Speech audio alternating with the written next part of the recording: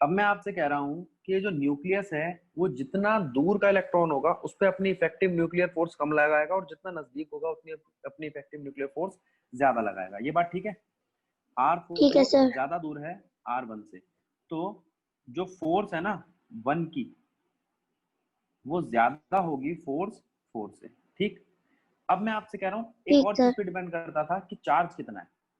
अच्छा, एक तो ये दूरी का और चार्ज का पता कैसे चले? ऐसे थोड़ी बना के देंगे वो डायग्राम, वो तो तुम्हें इलेक्ट्रॉनिक कॉन्फ़िगरेशन लिख के देंगे। अब सब बच्चे इलेक्ट्रॉनिक कॉन्फ़िगरेशन को दोबारा ध्यान दो। देखो, एक एग्जांपल ले रहा हूं मैं जिसमें दो चार इलेक्ट्रॉनिक कॉन्फ़िगरेशन दे रहा हूं।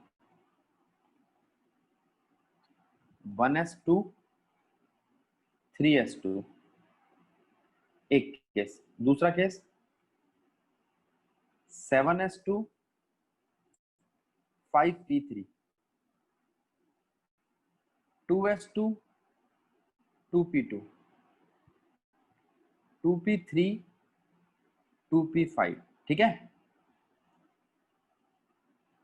पहला केस देखो बेटा, 1s2 और 3s2 दिखाई दे रहे हैं? Yes sir. बेटा मैं तेरे से पूछूं कि फर्स्ट शेल ज्यादा दूर होता है या थर्ड? Sir third shell. अगर थर्ड शेल ज्यादा दूर है तो इसकी इफेक्टिव न्यूक्लियर फोर्स कम होगी 1s2 से। ये बात ठीक है गलत है? ठीक है। अब दूसरे वाले केस में बता, 7s और 5p में से कौन ज्यादा दूर है?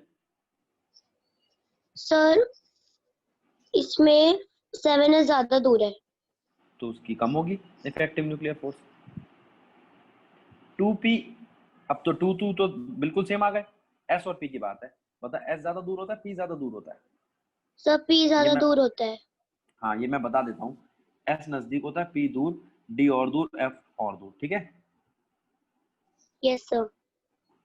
तो s और p में से कौन ज्यादा दूर है? सर पी ज्यादा दूर है। तो उसकी फोर्स कम लगेगी। ठीक। ठीक। ठीक है। अब हम बात करते हैं प्राची से। प्राची बेटा, इन दोनों में कौन ज्यादा दूर है? 2 और 2 में से कौन ज्यादा दूर है?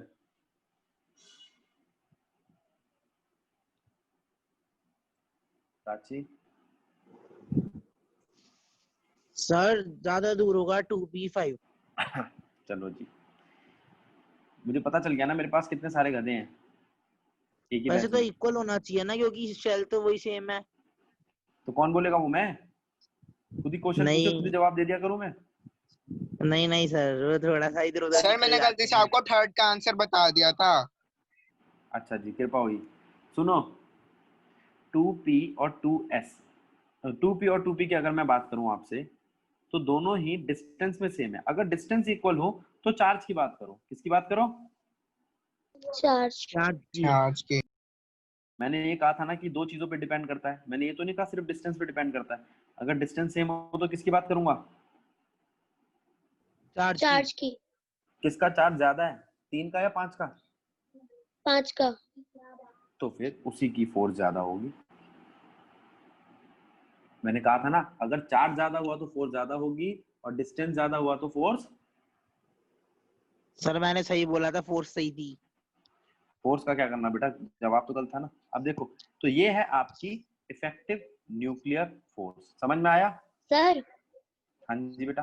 सर यहाँ पे तो न्यूक्लियस अपने उसके जो प्रोटॉन्स के पास चार्ज है सर उससे फोर्स लगा रहा है, पर सर जो हाँ इलेक्ट्रॉन्स होंगे चार्ज तो उनके पास भी है, तो कुछ हाँ रिपल्सिव फोर्स तो वो भी लगा रहे होंगे। और सर पी बिल्कुल। में आपने बोला उस पे ज्यादा चार्ज लग रहा है, बट सर उस पे 5 इलेक्ट्रॉन्स है, तो वो ज्यादा रिपल्सिव फोर्स नहीं लगा रहा होगा।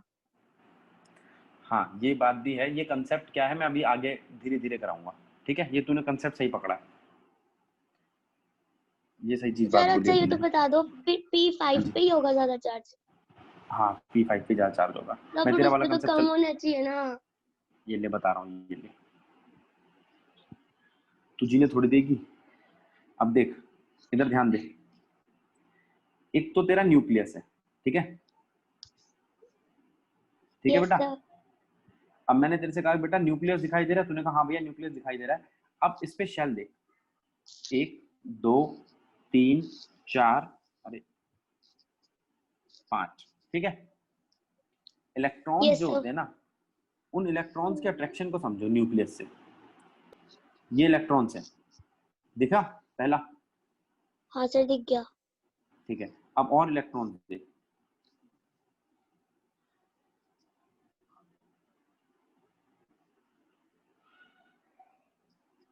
ठीक है, हाँ सर ठीक है।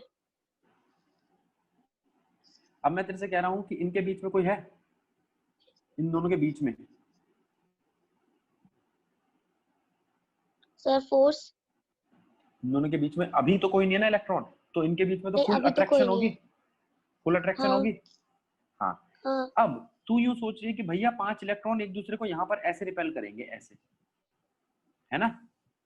मुझे इस रिपल्शन से कोई लेना देना नहीं है, मैं अट्रैक्शन तो ऐसी देख रहा हूं ना, ऐसी वाली देख, ये इन दोनों के बीच की। तो इन दोनों के बीच में अब देख रिपल्शन कौन बनी है, ये। बात न्यूक्लियस और इलेक्ट्रॉन की हो रही है, अच्छा इलेक्ट्रॉन इलेक्ट्रॉन की सर, नहीं हो रही। इट मींस ये जो इलेक्ट्रॉन है ये अपने आप कोई न्यूक्लियस पे रिपल्सिव फोर्स नहीं लगा रहा है सर, जिस इलेक्ट्रॉन न्यूक्लियर। न्यूक्लियस से अट्रैक्ट होता है, लेकिन उसके बीच में कोई और इलेक्ट्रॉन आ गया तो वो एक दूसरे को रिपेल करना चालू कर देते हैं। मैं रेड वाली फोर्स का मतलब है रिपल्सिव। ठीक है तो ये इलेक्ट्रॉन एक दूसरे ओके, को क्योंकि रिपेल करते हैं। Same ion. हाँ इसके ठीक है हिसाब सर, से भी अब अगर समझ तू में आ गया। देखेगी, हाँ, इसके हिसाब से भी अगर तू देखेगी तो दूर वाला जो इलेक्ट्रॉन है ना, उसको रिपल्सिव फोर्स ज्यादा महसूस करनी पड़ेगी, बीच में बहुत सारे इलेक्ट्रॉन आ जाएंगे, और रिपल्सिव फोर्स हाँ ज्यादा हो जाएगी तो उसकी इफेक्टिव न्यूक्लियर फोर्स कम हो जाएगी। बात तो वही है, वो आर स्क्वायर आया कहां से, यहीं से तो आया है। ठीक है। कंसेप्ट बना? हाँ सर अब समझ में आ गया। हाँ, ये कंसेप्ट ना अभी आगे एक चीज में और आना है, उसके बारे में हम बात करेंगे, मैं उसी के बारे में चालू करने वाला हूँ। अब देखो, मैं 2 चीजें बता चुका हूँ आपको, एटॉमिक साइज ऑफ और इफेक्टिव न्यूक्लियर चार्ज बता चुका हूँ। Yes sir. अब जरा एक 2 प्रॉपर्टीज एक साथ आएंगी, लेकिन जब तक मैं ये फॉर्मूला, ये चीज ना बताऊं तब तक वो समझ नहीं आती। कोई नया बच्चा दे बेटा, जो सोडियम है सॉलिड, वो रिएक्ट करता है क्लोरीन के साथ और NaCl बनाता है सॉलिड। ठीक है, अभी तक ये रिएक्शन बताती, समृद्धि बात ठीक है? हाँ जी। अब अगर मैं सोडियम का एक इलेक्ट्रॉन, अब सोडियम को पहले मैं बनाऊंगा गैस, फिर मैं उसका एक इलेक्ट्रॉन निकालूंगा, और निकाल के किसको दे दूंगा? मैं थोड़ी निकालूंगा, क्लोरीन निकालेगा। क्लोरीन कह रहा है मैं तो पहले से गैस हूं, बस मैं अकेला हो जाऊं, फिर उसके बाद इसका इलेक्ट्रॉन छीन लूंगा। अब जब इलेक्ट्रॉन ले लिया तो अब हम दोनों मिलकर एक आयन बनाएंगे, आयनिक बॉन्ड। ठीक है, बोलो। हाँ जी ठीक है, क्लियर है ये। सॉलिड से, हाँ, सॉलिड से गैस में आने के लिए कभी सुना है सब्लिमेशन एंथैल्पी लग? बेटा एंथैल्पी को H से दिखाते हैं, डेल्टा का मतलब चेंज इन एंथैल्पी, सब्लिमेशन का मतलब सॉलिड से सीधा गैस, बीच में लिक्विड में आने की जरूरत नहीं है। ठीक है, यस सर। अब गैस से आयन, गैस से आयन बनाया, जब कोई अपना इलेक्ट्रॉन छोड़ता है तो उसे बोलते हैं आयनाइजेशन एंथैल्पी। कौन सी एंथैल्पी कहते हैं? Ionization enthalpy. अब क्लोरीन 2 थे, 1 हो गया, मतलब वो टूट गया, टूटने का मतलब डिसोसिएट हो गया। क्या हो गया? डिसोसिएट। तो डिसोसिएशन एंथैल्पी। और ये गैस आयन बन गई, इसने इलेक्ट्रॉन गेन किया है, तो मैं इसको बोल सकता हूँ इलेक्ट्रॉन गेन एंथैल्पी या एनर्जी। बोल। यस। तो बेटा तुझे 2 चीजें मिल गई है जो तुझे चाहिए थी, एक नेगेटिव आयन और एक पॉजिटिव आयन, दिखाई दे रहे हैं? हाँ। इन दोनों को जोड़ दो, अब कौन सी एंथैल्पी लगेगी इन दोनों को जोड़ने के लिए? Lattice enthalpy. कौन सी एंथैल्पी? Lattice enthalpy. तो यहाँ पर ये जो 2 नई एनर्जी आई है ना, इलेक्ट्रॉन गेन एंथैल्पी और आयनाइजेशन एंथैल्पी, इनको बनाने से पहले वो चीज गैसियस होनी चाहिए। कैसी होनी चाहिए? गैसियस। और अकेला। अब तूने कहा भैया क्यों? ठीक है, तू क्या कर रही है बेटा? आयनाइजेशन एंथैल्पी की बात कर रहा हूं मैं, देख। तूने कहा भैया आयनाइजेशन एंथैल्पी में हमें इलेक्ट्रॉन लेना है, ठीक है? अब एक बात बता, एटम के लिए तो इलेक्ट्रॉन उसकी प्रॉपर्टी है ना, तो वो इलेक्ट्रॉन लेने देगा अपने पास से?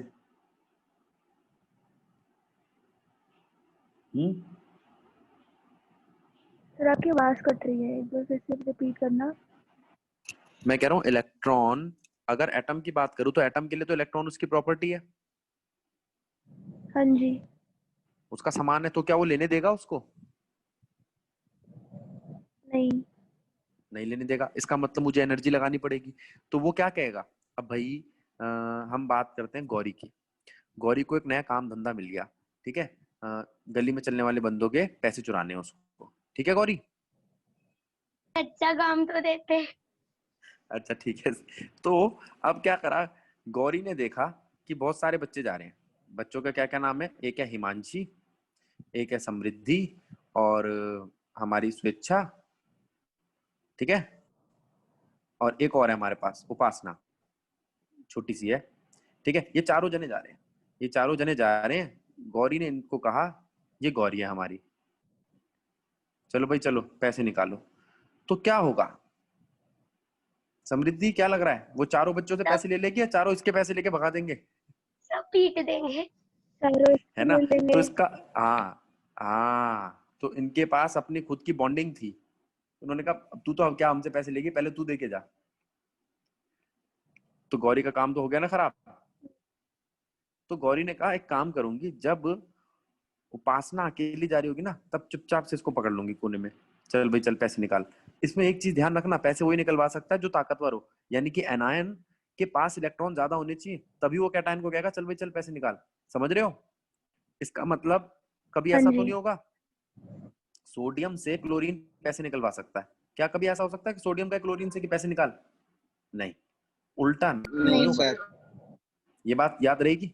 अब कोई कहे नहीं भैया, जो यस। क्लोरीन है ना वही मार्केट का गुंडा है, गौरी जो है वही सबसे पैसे निकालेगी। नहीं, अगर कोई इससे बड़ा आ गया तो, जैसे OH, हाइड्रोक्साइल आयन, वो इसको कहेगा चल भाई चल पैसे निकाल। तो क्लोरीन को वो पॉजिटिव कर देता है। क्या कर देता है? पॉजिटिव। पॉजिटिव। बात समझ आई या नहीं? बना कंसेप्ट? आ गई। तो अगर किसी के इलेक्ट्रॉन निकालने तो वो अकेला होना चाहिए, इलेक्ट्रॉन निकालने तो वो आइसोलेटेड होना चाहिए। अकेला। अकेला मतलब आइसोलेटेड। अब तूने कहा भैया फिर वो गैसियस क्यों होना चाहिए? गैसियस क्यों क्योंकि बनाऊं उसी टाइम भाई? उसका डिस्टेंस सबसे ज्यादा होता है। पार्टिकल्स में डिस्टेंस होगा ना ज्यादा। हाँ दूर दूर होंगे। अब गौरी पता किसको ढूंढ रही है? जिसका घर बार भी ना हो, बिल्कुल ही अकेला आदमी हो, ठीक है। उससे क्या होगा, बाद में भी कुटाई नहीं होगी गौरी की। सब बहुत बेइज्जती हो गई आज। अरे एग्जाम्पल है बेटा, तू बुरा क्यों मान रही है? अच्छा, नहीं अब सर पुरानी मान रही। आइसोलेटेड हो गया, गैसियस हो गया। तीसरी चीज क्या है? Ground state. ये वर्ड बहुत यूज होता है, और ये ऐसा ही नहीं है मैं जो बता रहा हूँ तुम्हारे को, इस पे क्वेश्चन है पूरा। अब ग्राउंड स्टेट का मतलब क्या है? दो चीजें होती है बेटा, एक तो एक्साइटेड स्टेट होती है, एक्साइटेड स्टेट में इलेक्ट्रॉन एक्साइटेड होता है। मैं एक्साइटेड का पता कैसे लगाऊंगा? क्योंकि एक्साइटेड स्टेट की कोई रेंज नहीं है। ग्राउंड स्टेट की एक रेंज होती है जिसके ऊपर मैं आयनाइजेशन एंथैल्पी को पता लगा सकता हूँ, इसलिए वो ग्राउंड स्टेट होना चाहिए। बात ठीक है? बोलो बच्चों। हाँ जी। तो अकेला, गैसियस और ग्राउंड स्टेट, तो आप उसका इलेक्ट्रॉन निकाल सकते हो। ऐसी ही कंडीशंस है जो इलेक्ट्रॉन निकालने आया। इलेक्ट्रॉन गेन एंथैल्पी में भी यही होगा। इलेक्ट्रॉन ये तभी गेन करेगा जब ये आइसोलेटेड हो, गैसियस हो और ग्राउंड स्टेट पे हो। ग्राउंड ठीक, स्टेट। कोई दिक्कत? अगर एक्साइटेड स्टेट पे हुआ तो बेटा पता नहीं चल पाता। एक्साइटेड स्टेट का मतलब एक्सेप्ट ग्राउंड स्टेट। अच्छा मैं तेरे को एक चीज बोलता हूँ, ये वैल्यू पता है तेरे को क्या लिखी है? सिर्फ 5 बोल। लिखा है आपने। और लेस देन 5 और ग्रेटर देन 5 क्या होता है? पता नहीं। ग्रेटर देन 5 तो बहुत सारी वैल्यू है, और लेस देन 5 भी बहुत सारी वैल्यू है। सर इनफाइनाइट है। तो फिर वैसे ही हाल है आपका अच्छा। ग्राउंड स्टेट और एक्साइटेड स्टेट का। एक्साइटेड स्टेट की कोई फिक्स वैल्यू नहीं है। ग्राउंड स्टेट का मतलब इस शेल में इलेक्ट्रॉन है, एक्साइटेड का मतलब इससे ज्यादा, जहां मर्जी हो। इससे कम भी हो ठीक सकते है, हैं। करते हैं। सारे बच्चे ध्यान देंगे, एक चीज है एटॉमिक साइज। एक चीज है इफेक्टिव न्यूक्लियर चार्ज, मैं बात कर चुका हूँ। Ionisation enthalpy, electron gain enthalpy की बात कर चुका हूँ। वैलेंसी 10th में पढ़ा था, जानते हो? कितने इलेक्ट्रॉन चाहिए आउटर मोस्ट शेल को कंप्लीट करने के लिए, उसे उसकी वैलेंसी कहते हैं। बात ठीक है गलत है? ठीक है सर। ठीक है, number of electrons required to complete its octet stability के लिए। ठीक है, यस सर। मेटालिक करैक्टर क्या होता है बेटा? कितने इलेक्ट्रॉन छोड़ना चाहता है। जैसे जैसे आपका साइज बड़ा होता जाएगा, इलेक्ट्रॉन छोड़ने की टेंडेंसी बढ़ जाएगी। इलेक्ट्रॉन छोड़ने की टेंडेंसी बढ़ जाएगी। ठीक है, लेकिन नीचे जाते हुए तो एटॉमिक साइज बढ़ता है, इधर जाते हुए एटॉमिक साइज छोटा होता है, इसलिए मेटालिक करैक्टर कम होता है। इलेक्ट्रोनेगेटिविटी वाला टॉपिक छोड़ दो, इसको मैं समझाऊंगा। इस वाले टॉपिक को छोड़ दो बस। अब जैसे जैसे आप नीचे जाओगे नंबर ऑफ शेल बढ़ेंगे। हाँ बोलो। सर। और अगर yes number of sir. Shell बढ़ेंगे तो तुम यूं कह सकते हैं कि भैया साइज भी बढ़ेगा। हाँ सर, बिल्कुल बढ़ेगा। और इधर जाएंगे तो क्या होगा? एक ही शेल में इलेक्ट्रॉन बढ़ते जाएंगे। अच्छा एक चीज समझ, ये न्यूक्लियस है और एक ही शेल में हाँ। इलेक्ट्रॉन्स बढ़ते जा रहे हैं, तो वो न्यूक्लियस की तरफ ज्यादा अट्रैक्ट होंगे, तो साइज क्या हो हाँ जाएगा? सर, छोटा। छोटा। तो अगर एक ही शेल में इलेक्ट्रॉन्स आते रहते हैं तो एटॉमिक साइज छोटा होता है, और अगर नंबर ऑफ शेल नए नए आते जाते हैं तो एटॉमिक साइज। बड़ा होता जाता है। और अब सारी बातें मैं एटॉमिक साइज से करूंगा। अगर एटॉमिक साइज यहां जाते हुए छोटा हो रहा है तो इफेक्टिव न्यूक्लियर चार्ज बढ़ती जाएगी, क्योंकि वो नजदीक आते जाएंगे। सर, और अगर नीचे जाते हुए एटॉमिक साइज बढ़ रहा है तो इफेक्टिव न्यूक्लियर चार्ज कम होती जाएगी, क्योंकि वो दूर जाते कम हो रहा जाएंगे। है। अगर साइज छोटा हो रहा है तो उसके इलेक्ट्रॉन को निकालना मुश्किल है, और अगर साइज बढ़ रहा है तो उसके इलेक्ट्रॉन को निकालना आसान है। आसान याद है। रहेगा। हाँ सर, याद वैलेंसी रहेगा। का वैलेंसी का इससे कोई लेना देना नहीं है। किसी एक ग्रुप में वैलेंसी सेम रहती है, और valency first second third fourth में जाते जाते बढ़ती है, +1 +2 +3 4, फिर -3 -2 -1 0। याद है ये? बोलो। Yes sir. ठीक है, तो आज का काम में ही, लास्ट क्लास में हमने साइज ऑफ एटम तो समझ लिया था और उसका वेरिएशन भी। अब हम साइज ऑफ आयन की बात कर रहे हैं। तो हम बात कर रहे हैं पेरेंट एटम की। अगर पेरेंट एटम इलेक्ट्रॉन लूज करता है तो कैटायन बनता है, और अगर इलेक्ट्रॉन गेन करता है तो एनायन बनता है। पेरेंट एटम के पास x प्रोटॉन थे जो x इलेक्ट्रॉन्स को अट्रैक्ट कर रहे थे। ठीक है, कैटायन बनते वक्त उसने एक इलेक्ट्रॉन कम कर लिया। अब x प्रोटॉन x-1 इलेक्ट्रॉन्स को अट्रैक्ट कर रहे हैं। बात समझे? तो अब जिन चीजों को अट्रैक्ट कर रहे हैं वो अट्रैक्ट करने वाली चीजें कम है, तो अट्रैक्शन बढ़ जाएगी।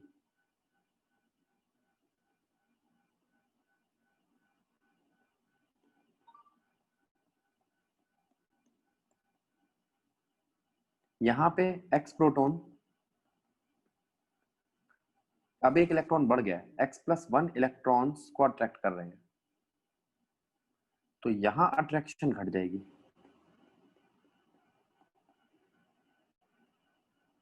तो अगर हम देखें तो एनायन में अट्रैक्शन कम है इलेक्ट्रॉन प्रोटॉन में, और अगर अट्रैक्शन कम है तो उससे हमें एक चीज और पता चलती है कि साइज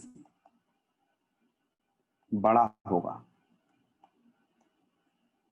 और यहां पे साइज छोटा होगा। अट्रैक्शन बढ़ गई। अट्रैक्शन बढ़ने से अगर मान लो ये एक आपका एटम था, ये था न्यूक्लियस, और ये था उसका वैलेंस शेल जहां पर इलेक्ट्रॉन पड़े थे। अब वो वैलेंस शेल के इलेक्ट्रॉन ज्यादा अट्रैक्ट हो रहे हैं। अगर ज्यादा अट्रैक्ट हो रहे हैं तो साइज छोटा होगा, और कम अट्रैक्ट हो रहे हैं तो वो बाहर भागेंगे इलेक्ट्रॉन्स और साइज बड़ा होगा। तो साइज बड़ा किस में होता है? जहां पर जब अट्रैक्शन अट्रैक्शन कम होती है। ठीक है, और साइज छोटा कब होता है? जब अट्रैक्शन ज्यादा होती है। ठीक है, तो ठीक ये है। बात है आयंस की। अब मैं आपसे पूछूं एल्यूमिनियम और एल्यूमिनियम 3+, किसका साइज बड़ा है? एल्युमिनियम एल्युमिनियम एल्यूमिनियम का। का, हाँ एल्यूमिनियम का साइज इसलिए बड़ा है क्योंकि उसने अपने इलेक्ट्रॉन लूज किए। इलेक्ट्रॉन लूज करने से नंबर ऑफ इलेक्ट्रॉन्स प्रोटॉन के रिस्पेक्ट में अब कम रह गए हैं। इस वाले केस में 13 प्रोटॉन हैं जो 10 इलेक्ट्रॉन्स को अट्रैक्ट कर रहे हैं। इस वाले केस में 13 प्रोटॉन 13 ही इलेक्ट्रॉन्स को अट्रैक्ट कर रहे थे, तो अट्रैक्शन ऊपर वाले केस में ज्यादा है, इसलिए साइज छोटा है। ठीक है। Yes sir. और अगर मैं आपसे पूछूं क्लोरीन का, तो यहाँ पे इलेक्ट्रॉन बढ़ गए। हाँ। अगर इलेक्ट्रॉन बढ़ गए तो साइज बढ़ गया, अट्रैक्शन कम हो गई। 17 प्रोटॉन है, 18 इलेक्ट्रॉन्स है, तो अट्रैक्शन कम हो गई। ठीक, ठीक है सर। ध्यान दो बेटा, ये इलेक्ट्रॉन गलत लिख दिया मैंने, ये 13 इलेक्ट्रॉन है। अब ठीक है। Yes sir. हाँ, तो ये तो बात हुई इलेक्ट्रॉन और प्रोटॉन की। अब बात आती है कि अगर मैं ऐसे केस लूं जिसके अंदर मेरा पूरा एटम भी आ रहा है और आयन भी आ रहे हैं, तो उसको कैसे अरेंज करेंगे? अब अगर मैं आपसे बात करूं कि मैग्नीशियम और एल्यूमिनियम इन दोनों में से किसका साइज बड़ा है, तो हम ये देखते हैं कि मैग्नीशियम आता है सेकंड ग्रुप में, एल्यूमिनियम आता है 13 ग्रुप में। ठीक है। तो लास्ट क्लास में मैंने आपको बताया था first, second, 13, 14, 15, 16, 17, 18, left to right जब हम जाते हैं पीरियोडिक टेबल में तो जनरली एटॉमिक साइज डिक्रीज करता है, बताया था। यस सर, बताया था। तो मैग्नीशियम का साइज एल्यूमिनियम से बड़ा होगा इस बात से, लेकिन मैग्नीशियम +2 का साइज मैग्नीशियम से कैसा होगा? छोटा। और एल्यूमिनियम +3 का साइज एल्यूमिनियम से कैसा होगा? बड़ा। छोटा। और यहाँ छोटा। ठीक है। तो सबसे छोटा साइज आया एल्यूमिनियम 3+ का, उसके बाद उससे बड़ा मैग्नीशियम 2+ का, उसके बाद एल्यूमिनियम का, और फिर मैग्नीशियम का। तो जितने ज्यादा इलेक्ट्रॉन छोड़ता है वो, उतना उसका साइज क्या हो जाता है। तो ये मैग्नीशियम और एल्यूमिनियम वाला केस एनसीईआरटी ने यहाँ पे दिया है। देखो, which of the following species will have the largest and smallest size? Magnesium, magnesium 2+, aluminium, aluminium 3+। तो हमने इसको अरेंज कर लिया। सबसे छोटा साइज होगा सबसे बड़े कैटायन का, फिर दूसरे कैटायन का, और मैग्नीशियम और एल्यूमिनियम में एल्यूमिनियम का साइज छोटा, मैग्नीशियम का बड़ा। क्योंकि जब हम पीरियोडिक टेबल में लेफ्ट टू राइट जाते हैं तो number of electrons same shell में बढ़ते हैं, जिससे साइज छोटा होता है एटम का। इसलिए सबसे बड़ा साइज मैग्नीशियम का होगा, लार्जेस्ट साइज होगा मैग्नीशियम का, और स्मॉलेस्ट साइज होगा Al3+ का। देखो ये लिखा। ठीक है। इसका सर रीजन मुझे ना एक एनसीईआरटी डाउट है। पूछो। सर ये तो हमें पता चल गया एल्युमिनियम और मैग्नीशियम में से किसका साइज बड़ा छोटा होगा, आयंस में भी डिफरेंस पता चल गया, बट सर एल्युमिनियम 3+ और मैग्नीशियम 2+, सर इन दोनों में से किसका साइज छोटा बड़ा होगा ये कैसे पता चलेगा? वो तो इलेक्ट्रॉन्स पे डिपेंड करता है ना। ठीक है, इसके पास 10 इलेक्ट्रॉन्स हैं, इसके पास भी हाँ। 10 इलेक्ट्रॉन्स हैं। इसको 12 प्रोटॉन अट्रैक्ट कर रहे हैं, इसको 13 प्रोटॉन अट्रैक्ट कर रहे हैं। बता। ओके, इसलिए ठीक है, समझ गई। ठीक है। अब इसके लिए मैं एक चीज और समझा देता हूं। इस टॉपिक का नाम है iso electronic species.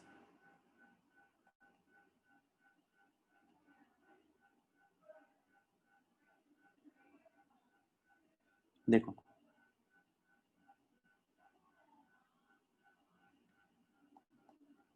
Iso electronic species क्या होती है?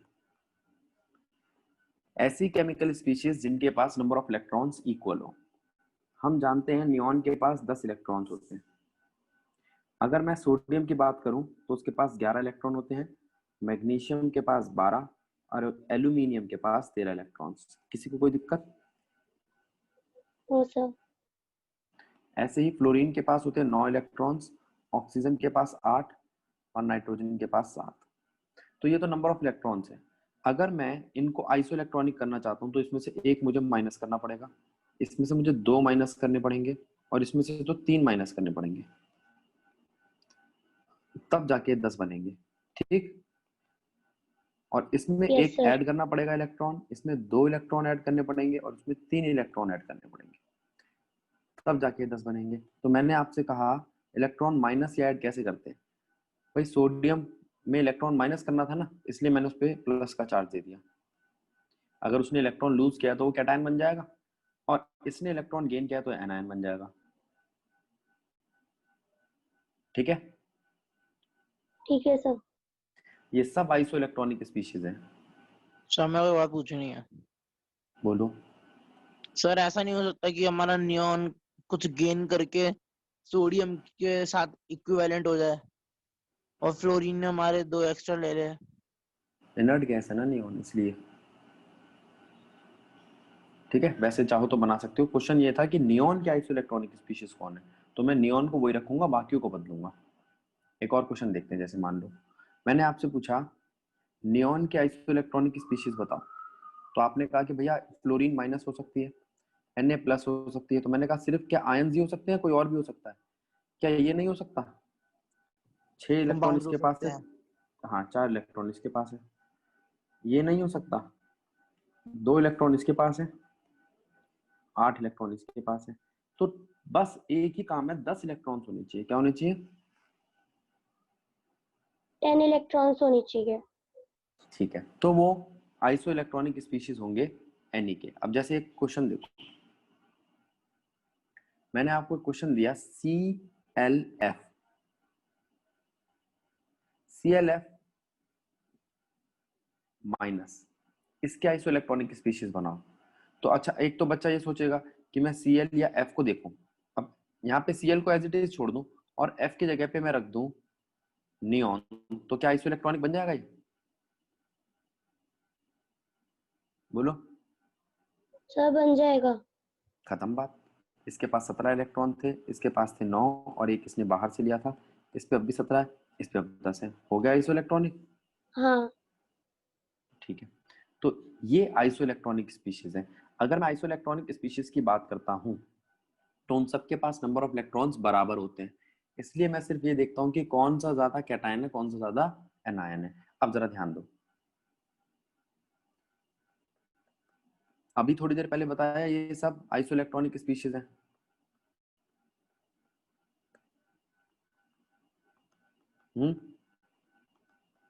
Yes sir. अब इन सबको देख बेटा तू, और मुझे ये बता कि Na3 minus O2 minus F minus Ne Na plus Mg2 plus Al3 plus में सबसे छोटा साइज किसका है? Al3+। शाबाश। तो सबसे छोटा साइज इसका इसलिए क्योंकि ये कैटायन है। ठीक है, हम्म। और सबसे ज्यादा इलेक्ट्रॉन इसने लूज किए। इसके बाद इसके बाद Mg2+, फिर Na ठीक है ना ऑर्डर? प्लस, फिर नियोन। हाँ सर, डिसेंडिंग ऑर्डर। तो ये बात समझ आई? हाँ। अब तू देख भैया ऐसा क्यों, क्योंकि सबके पास नंबर ऑफ इलेक्ट्रॉन्स तो इक्वल हैं, बट प्रोटॉन देखने प्रोटॉन्स हैं। अलग अलग है। ठीक है। हाँ, बन गया ना कंसेप्ट। तो नेक्स्ट टॉपिक आता है आपका आयनाइजेशन एंथैल्पी।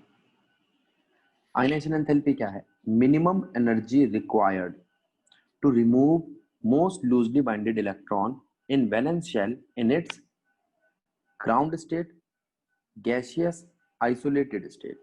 एक तो अकेला होना चाहिए, आइसोलेटेड होना चाहिए, गैसियस होना चाहिए। गैस का मतलब भी अकेला होना ही है, क्योंकि गैस के मॉलिक्यूल्स बहुत दूर दूर होते हैं, उनके बीच में इंटरमॉलिक्यूलर फोर्स ऑफ अट्रैक्शन बहुत कम होती है।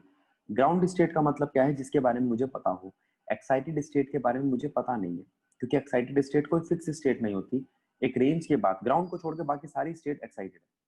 ठीक है, तो एक्साइटेड स्टेट में हम आयनाइजेशन एंथैल्पी का पता नहीं लगाएंगे, ग्राउंड स्टेट में पता लगाएंगे। नहीं होगा तो उसे कन्वर्ट करेंगे। ठीक है, अगर ठीक कोई है सर। आइसोलेटेड गैसियस एटम अपना इलेक्ट्रॉन लूज करता है तो आइसोलेटेड गैसियस कैटायन बन जाता है। ठीक है, तो ठीक है। यहां से यहां तक जाने के लिए जो एनर्जी चाहिए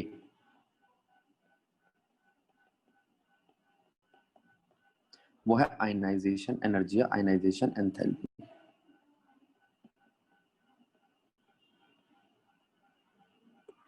ठीक ठीक सर। ठीक है। अब यहां पर हमने एग्जांपल देखे, सोडियम सॉलिड से Na+ नहीं बन सकता, क्लोरीन इसलिए नहीं बन सकता, वो है तो गैस, लेकिन यहाँ पर वो कंपाउंड की फॉर्म में है, उसे टूटना होगा, अकेला नहीं है, डिसोसिएट होना पड़ेगा। ठीक है, तो हमने क्या किया, सोडियम गैस को बनाया, हाँ ठीक है, क्लोरीन अकेले को बनाया, हाँ ठीक है, तो क्लोरीन को आप अकेला करोगे कैसे, या सोडियम को गैस बनाओगे कैसे? तो देखो यहाँ हमने एक एग्जांपल ले लिया, सोडियम सॉलिड को सब्लिमेट करके मैं सोडियम गैस बना सकता हूँ। क्लोरीन के जो दो मॉलिक्यूल्स, दो एटम जुड़े हुए हैं, उसके बॉन्ड को तोड़ के, यानी कि डिसोसिएशन से मैं अकेला क्लोरीन बना सकता हूँ। तो ये आइसोलेटेड है, गैसियस है, ये भी आइसोलेटेड है और गैसियस है। अब ये दोनों, ये जो अकेला है ना Na+, इसको, इसका मैं इलेक्ट्रॉन निकालूंगा और इसको Na+ बनाऊंगा, और ये जो क्लोरीन अकेला है इसको मैं इलेक्ट्रॉन देके Cl- बनाऊंगा। तो ये इलेक्ट्रॉन लेगा, इसलिए इलेक्ट्रॉन गेन एंथैल्पी, ये इलेक्ट्रॉन छोड़ेगा, इसलिए आयनाइजेशन एंथैल्पी। अब Na+ और Cl- एक दूसरे से जुड़ेंगे और एक आयनिक कंपाउंड NaCl बनाएंगे। तो आयनाइजेशन और इलेक्ट्रॉन गेन एंथैल्पी लगाने से पहले मैंने यहाँ पे दो एंथैल्पीज लगाई, एक सब्लिमेशन और एक डिसोसिएशन। ठीक है, और भी हो सकता है लिक्विड से मैं गैस बनाता तो वो लिक्विफिकेशन बनती। ठीक है, वेपराइजेशन एंथैल्पी लगती, अलग अलग एंथैल्पीज लगेंगी। ये हम लेसन नंबर 6 में डिस्कस करेंगे। ये बात समझ आई? Yes sir. और Yes, सर sir. ये आपने लिखा है लैटिस एंथैल्पी, ये बॉन्ड लेसन इनका नंबर 4 में भी थोड़ी NaCl सी आएगी बनाने है। के लिए। हाँ, और लेसन नंबर 6 में इसको डिस्कस करेंगे पूरा। ठीक है, ठीक है। चलो आगे चलो। अब देखो क्या कहता हूँ, अब वो कहता है भाई हम आयनाइजेशन एंथैल्पी की बात करें तो आयनाइजेशन एंथैल्पी कैसे अरेंज होगी। सब बच्चों को ऑर्डर दिखाई दे रहा है? ये सेकंड पीरियड है, lithium, beryllium, boron, carbon, nitrogen, oxygen, fluorine, neon. ठीक, बोलो। ठीक है सर। अब लेफ्ट टू राइट जाते वक्त एटॉमिक साइज डिक्रीज करता है, अभी बताया था, मैं फिर समझा देता हूँ। एटॉमिक साइज इसलिए डिक्रीज करता है क्योंकि सेम शेल में नंबर ऑफ इलेक्ट्रॉन्स इंक्रीज करते हैं। Clear? Yes sir. Left to right जाते वक्त इफेक्टिव न्यूक्लियर चार्ज इंक्रीज करता है। अब आप कहोगे इफेक्टिव न्यूक्लियर चार्ज क्यों इंक्रीज करता है? अगर किसी का साइज डिक्रीज करेगा तो न्यूक्लियस के वो नजदीक आ जाएंगे इलेक्ट्रॉन्स, और अगर न्यूक्लियस के नजदीक आओगे तो उसका इफेक्टिव न्यूक्लियर चार्ज या अट्रैक्शन न्यूक्लियस की इलेक्ट्रॉन के लिए बढ़ जाएगी। ठीक है, ठीक है सर। इसके बाद अगला पॉइंट आता है आयनाइजेशन एंथैल्पी। अच्छा, अगर इफेक्टिव न्यूक्लियर चार्ज बढ़ गया, यानी कि न्यूक्लियस ने इलेक्ट्रॉन को टाइटली बाइंड कर लिया, तो उसको निकालना मुश्किल हो जाएगा, उस इलेक्ट्रॉन को बाहर लेके जाना मुश्किल हो जाएगा, एक बात। दूसरी बात, अगर न्यूक्लियस और इलेक्ट्रॉन के बीच का डिस्टेंस कम है, यानी उसका साइज छोटा है, तो भी न्यूक्लियस बाहर से आने वाले को इस इलेक्ट्रॉन को ले जाने नहीं देगा। ठीक बात है बेटा? ठीक बात है सर। तो decrease in atomic size will increase ionization enthalpy और decrease in effective nuclear charge will increase in effective nuclear charge will increase ionization enthalpy।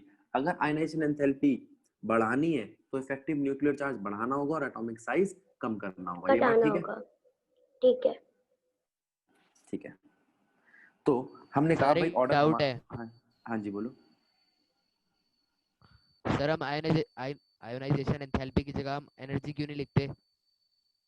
Enthalpy अभी टॉपिक आएगा बेटा, मैं तब समझाऊंगा। वैसे एंथैल्पी का मतलब होता है चेंज इन एनर्जी, यहाँ पे एनर्जी का चेंज होता है।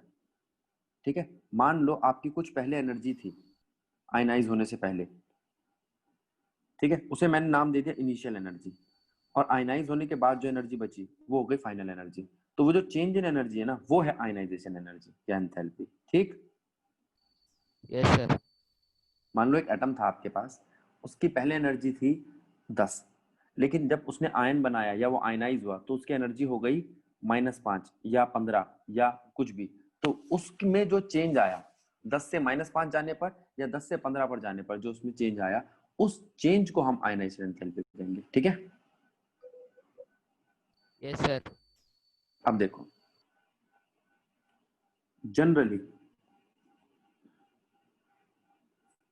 जनरली हमें ये कहना चाहिए कि लिथियम, उससे ज्यादा बेरिलियम, उससे ज्यादा बोरोन, उससे ज्यादा कार्बन, उससे ज्यादा नाइट्रोजन, उससे ज्यादा ऑक्सीजन, उससे ज्यादा फ्लोरीन और उससे ज्यादा आयनाइजेशन एंथैल्पी होनी चाहिए नियॉन की।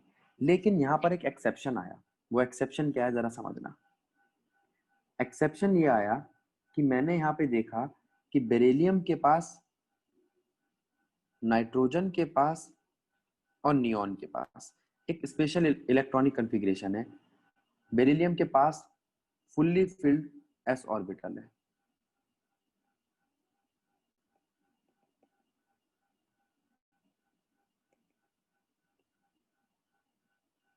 नाइट्रोजन के पास हाफ फिल्ड p ऑर्बिटल है,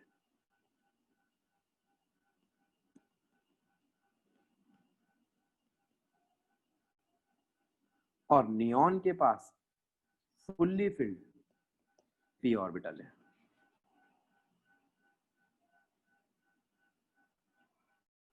ठीक है, तो हाफ फिल्ड और फुल्ली फिल्ड p ऑर्बिटल की खासियत क्या है? हुन्स रूल के मुताबिक हाफ फिल्ड और फुल्ली फिल्ड सब शेल्स ज्यादा स्टेबल होते हैं इनकम्प्लीटली फिल्ड सब शेल से। बात समझ आई? Yes sir. और जो ज्यादा स्टेबल होगा वो आसानी से अपना इलेक्ट्रॉन छोड़ेगा नहीं, तो उसके लिए मुझे ज्यादा आयनाइजेशन एंथैल्पी चाहिए होगी। तो बेरिलियम रिप्लेस कर देता है बोरोन को।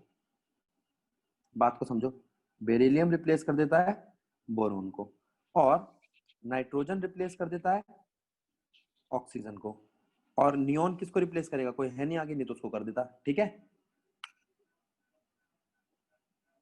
बोलो। सर बेरिलियम ने बोरोन को रिप्लेस कर दिया, कार्बन को क्यों नहीं बट किया, ये कार्बन को पूछो। नहीं करा। नहीं नहीं, सारी दुनिया को नहीं करेगा, सिर्फ एक एलिमेंट तक असर जाएगा इसका। ठीक है, अच्छा ठीक है। हाँ, इसमें थोड़ा सा चेंज आता है। वो थोड़े से चेंज की वजह से अपने आगे वाले सक्सेसर से इसकी आयनाइजेशन एंथैल्पी ज्यादा हो जाती है। ठीक है, अब जरा ध्यान दो। तो अब ऑर्डर बनेगा लिथियम, बोरोन, फिर बेरिलियम, कार्बन, फिर ऑक्सीजन, नाइट्रोजन, फिर फ्लोरीन और फिर नियॉन। ये रहा वो ऑर्डर। ठीक है, ठीक है सर। समझ आ गया? यस सर, आ गया। ठीक है, अब इसके बाद के ऑर्डर मैं आपको दूंगा, वो देखना। ये हुन्स रूल के बारे में बता रखा है मैंने, इसको पढ़ लेना एक बारी। फिर मैंने पीरियड थर्ड लिया है, इस केस को देखो बेटा जरा एक बारी। थर्ड पीरियड में आता है sodium, magnesium, aluminium, silicon, phosphorus, sulphur, chlorine और आर्गन। ठीक है, यहां पर मैग्नीशियम, फास्फोरस और आर्गन फिर से वही काम करेंगे, यानी कि fully sir filled fully fill, और half half fill and fully fill. Configuration दिखाएंगे और उससे होगा हाँ क्या? सर, रिप्लेस कर और देंगे सक्सेसर वाले को। ठीक है, तो मैग्नीशियम एल्यूमिनियम को रिप्लेस कर देगा, फास्फोरस सल्फर को रिप्लेस कर देगा, और आर्गन किसी को नहीं करेगा क्योंकि आगे कोई है नहीं। ठीक है, तो ये ऑर्डर आ ठीक जाएगा। है। ऐसा ही फोर्थ ग्रुप में होगा। ठीक है, चलूं आगे। Yes sir. आयनाइजेशन की, हाँ, एक प्रॉपर्टी है आयनाइजेशन एंथैल्पी की ये वाली। दूसरी क्या है? दूसरी है डाउन द ग्रुप। अगर हम नीचे जाते हैं, down the group atomic size क्या होता है? इंक्रीज। इफेक्टिव न्यूक्लियर चार्ज क्या होता है? डिक्रीज। अगर नीचे जाते हुए एटॉमिक साइज बढ़ेगा तो इफेक्टिव न्यूक्लियर चार्ज तो घटेगा ही ना। हाँ सर। तो आयनाइजेशन एंथैल्पी भी घटेगी, आयनाइजेशन एंथैल्पी भी घटेगी, कम कम होगी। कम हो जाएगी। जितना साइज बढ़ा उतना इलेक्ट्रॉन निकालना आसान, जितना साइज बढ़ा उतना न्यूक्लियर चार्ज इफेक्ट कम, इसी वजह से भी इलेक्ट्रॉन निकालना आसान। तो कोई भी आप पॉइंट पकड़ लो, ये वाला या ये वाला, आयनाइजेशन एंथैल्पी डिक्रीज करेगी जनरली। कैसे? जनरली का मतलब है अभी इसमें भी चेंज आ सकते हैं, मतलब यहां पर भी कोई एक्सेप्शन लग सकता है। देखते हैं, देखो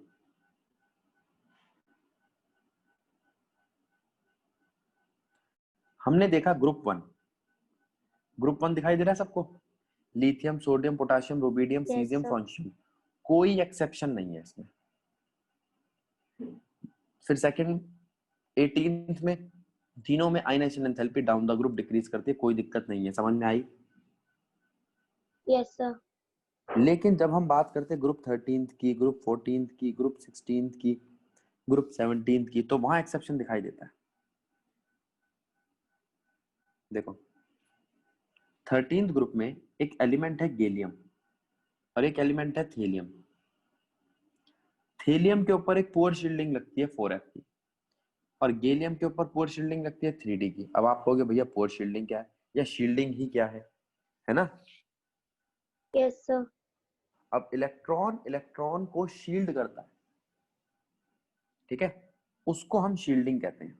किससे शील्ड करता है? न्यूक्लियस से। ध्यान दो, आपको न्यूक्लियस में ये ब्लैक डॉट दिखाई दे रहे हैं,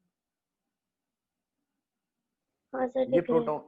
ये प्रोटॉन्स हैं और ये बाहर बैठे व्हाइट डॉट को यानी कि इलेक्ट्रॉन्स को अट्रैक्ट कर रहे हैं। भाई इस वाले इलेक्ट्रॉन और इस वाले प्रोटॉन के बीच में कोई भी नहीं है, तो ये वाला जो पूरा पेयर है आसानी से अट्रैक्ट करेगा इनको, ठीक। इनकी शील्डिंग पुअर है। कैसी शील्डिंग है? पुअर। बीच में कोई है ही नहीं। लेकिन अगर मैं बात करूं इस न्यूक्लियस की और इन इलेक्ट्रॉन्स की, देखो दिख रहे हैं इलेक्ट्रॉन्स, इनके बीच में आ गए दो नए इलेक्ट्रॉन, तो शील्डिंग हो गई। हाँ सर। तो इनके बीच में ये दो इलेक्ट्रॉन्स शील्डिंग कर रहे हैं। क्या कर रहे हैं? शील्डिंग। और अगर मैं इस वाले इलेक्ट्रॉन्स के लिए देखूं तो यहाँ तो और शील्डिंग अच्छी हो गई, और पीछे वाले 4 इलेक्ट्रॉन्स के लिए देखूं तो इलेक्ट्रॉन्स, 6 हाँ, तो इलेक्ट्रॉन्स कर रहे हैं। शील्डिंग बढ़ती जा रही है। तो आप कहोगे भैया हम सिर्फ उनको देखेंगे ना जो पुअर शील्डिंग के लिए, जो पहला आता है। हाँ, एस में पहला आता है 1s, पी में पहला आता है 2p, डी में आता है 3d और एफ में आता है 4f, ठीक है। और बाकी को अट्रैक्ट नहीं कर रहे हैं सर? कर रहे हैं, कम कर रहे हैं, शील्डिंग की वजह से पुअर है ठीक अट्रैक्शन। है। तो ठीक है। 3D जो है वो बिल्कुल सामने है न्यूक्लियस के, बिल्कुल नेकेड है, इसके बीच में कोई भी नहीं है, क्योंकि 1D और 2D होते ही नहीं है। 1D और 2D होते ही नहीं है। ये कौन सा रूल था? n is greater than l वाला रूल, जो हमने उसमें करा था क्वांटम नंबर में, ठीक है। और ऐसे ही 4f के बीच में भी कोई नहीं है, 3f नहीं है, 2f नहीं है, 1f नहीं है, तो 4f के इलेक्ट्रॉन सीधे अट्रैक्ट हो रहे हैं न्यूक्लियस से, ठीक। ठीक है सर। यहां तक बात समझ आई? हाँ सर, आ गई। Yes, sir. ठीक है, अब मेरी बात सुनेंगे सारे बच्चे। क्या इसके इलेक्ट्रॉन्स, इसके इलेक्ट्रॉन, इसके इलेक्ट्रॉन और इसके इलेक्ट्रॉन पुअर शील्डिंग एक्सपीरियंस कर रहे हैं? हाँ सर। मैं यहाँ लिख देता हूँ शॉर्ट में, note 1s 2p 3d 4f show poor shielding. बेटा 1s तो सीधा ही सबसे पहले आ रहा है, तो उससे इलेक्ट्रॉन निकालना मुश्किल है, हमें पहले से पता है, ठीक है। लेकिन 2p का केस हम कई बार डिस्कस कर चुके हैं सेकंड वाले ग्रुप में। तो हमेशा सेकंड ग्रुप के एलिमेंट्स की आयनाइजेशन एंथैल्पी थर्ड ग्रुप के एलिमेंट से ज्यादा होती है। पीरियड ग्रुप बोल रहा हूं मैं, थर्ड पीरियड, सेकंड पीरियड के एलिमेंट्स की आयनाइजेशन एंथैल्पी थर्ड पीरियड से ज्यादा होती है। थर्ड ग्रुप, थर्ड डी यानी कि 3d की और 4f की हमने अब तक बात नहीं करी। एक तो 4f बेटा बहुत बाद में आता है, बहुत नीचे आता है, तो जैसे जैसे साइज बढ़ रहा है तो आयनाइजेशन एंथैल्पी तो हर हाल में बढ़नी चाहिए कि नहीं बढ़नी चाहिए, सॉरी घटनी चाहिए, क्योंकि एटॉमिक साइज बढ़ेगा तो इलेक्ट्रॉन निकालना आसान हो जाएगा। Yes sir. लेकिन 4f की पुअर शील्डिंग बिल्कुल ही अपोजिट केस कर देगी, सारा मामला ही बदल देगी। क्या कर देगी? 4f की पुअर शील्डिंग की वजह से साइज बड़ा होने के बाद भी वो आसानी से इलेक्ट्रॉन नहीं छोड़ेगा। समझ आया? यस सर, आ गया। हाँ, तो ये यहाँ पर ज्यादा मायने रखता है। 4f में सबसे ज्यादा मायने रखती है शील्डिंग और थोड़ा सा 3d में। 3d की शील्डिंग इतनी ज्यादा नहीं है। देखो यहाँ पे मैंने यही समझा रखा है, ये न्यूक्लियस दिखाई दे रहा है आपको, न्यूक्लियस और इलेक्ट्रॉन के बीच में तो अट्रैक्शन है। अब इस वाले इलेक्ट्रॉन और न्यूक्लियस के बीच में देखना, ये येलो कलर से मैंने अट्रैक्शन दिखाई है, लेकिन एक रेड कलर से रिपल्शन भी है। पहले वाले में हाँ कोई सर। रिपल्शन नहीं थी, दूसरे वाले में रिपल्शन है, तीसरे वाले में दो दो रिपल्शन है, ये भी रिपेल करेगा, ये भी रिपेल करेगा, है ना। हाँ सर लेकिन करेगा। अट्रैक्शन अट्रैक्शन सिर्फ एक ही है, न्यूक्लियस थोड़ा दूर पड़ रहा है। और तीसरे वाले के लिए तो बहुत ज्यादा रिपल्शन हो गई, 3 ये भी रिपल्शन। करेगा, ये भी करेगा, ये भी करेगा, सब रिपेल करेंगे, ठीक है। 3 रिपल्शन 1 अट्रैक्शन, इसमें 2 रिपल्शन 1 अट्रैक्शन, इसमें 1 अट्रैक्शन 1 रिपल्शन, और इसमें रिपल्शन है ही नहीं। तो वो कह रहा है रिपल्शन से सब कुछ पता चलता है, ठीक है। आगे चलूं। Yes sir. अब जरा इसको देख बेटा, थेलियम के पास पोर शील्डिंग है 4f की, किसकी पोर शील्डिंग है? 4f की। अब तू पूछ सकती है भैया इसके पास, इसके सामने क्या 4f आता है? हाँ, अगर हम पीरियोडिक टेबल में देखेंगे ना बेटा, तो पीरियोडिक टेबल में थेलियम से पहले 4f आता है। देखो मैंने कहीं बना रखी होगी टेबल, नहीं बनाई, बना देता हूँ, देख बेटा।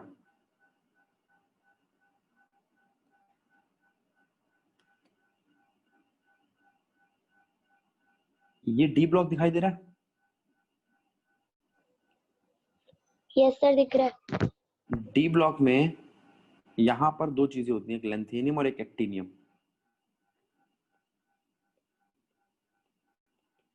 होती है। हाँ लेंथेनियम के सर बाद होती है। 4f आएगा, 4f की पूरी लाइन, और 5f की वो बाहर चली गई है टेबल के।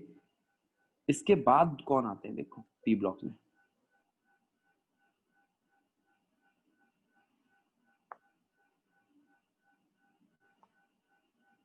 इसके बाद पी ब्लॉक में कौन आते हैं बेटा?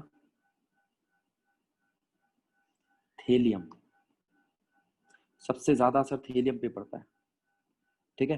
फिर आता है lead, bismuth, polonium, astatine. Astatine पे ज्यादा असर नहीं पड़ता, वैसे भी रेडियो एक्टिव एलिमेंट है, ठीक है।